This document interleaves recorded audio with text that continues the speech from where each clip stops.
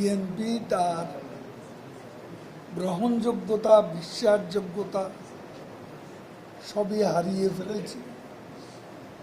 এমতো অবস্থায় তারা জনগণের কাছে না গিয়ে বিদেশিদের কাছে দেশের বিরুদ্ধে নালিশ করছে। এটা তাদের পুরনো স্বভাব, পুরনো কৌশল। এখান থেকে তারা সরে দাঁড়াবে আমরা এমনটা মনে করি না। এখন বিদেশি কিছু বন্ধু আছে, তারাই তাদের একমাত্র ভরসা। যদি এখন 5 বছর দেশে কোনো নির্বাচন হবে না, নির্বাচন টার্ম শেষ হওয়ার আগে হবে। এই মুহূর্তে যদি বিদেশিরা কোনোভাবে তাদেরকে ক্ষমতা দখলে সাহায্য করতে পারে, সেজন্য তারা যাচ্ছে এবং সরকারের বিরুদ্ধে অবিরাম নালিশের রাজনীতি করে যাচ্ছে।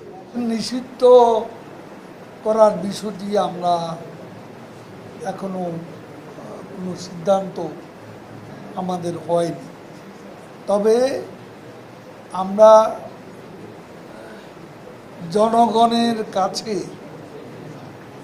বিএনপির সন্ত্রাসের রাজনীতি ব্যাপারে আমরা ঘৃণার আগুন ছড়িয়ে দিতে পারি এবং তাদেরকে জনগণের কাছে আরও বিচ্ছিন্ন, আরও অপ্রাসঙ্গিক করে তোলার প্রয়াস আমরা চালাতে পারি।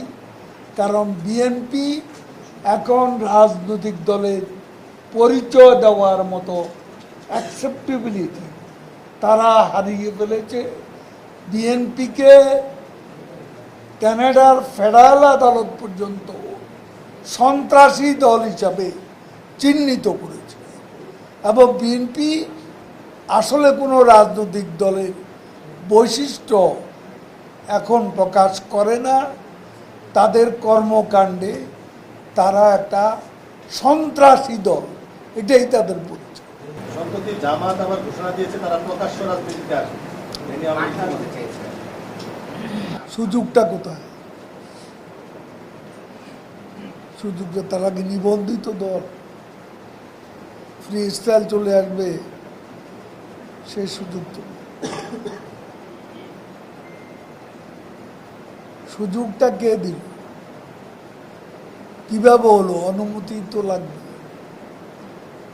প্রকাশ্য রাজনীতিতে আসতে, সভা সমাবেশ করতে অনুমতি তো লাগবে। তো তারা দেন রেজিস্টার্ড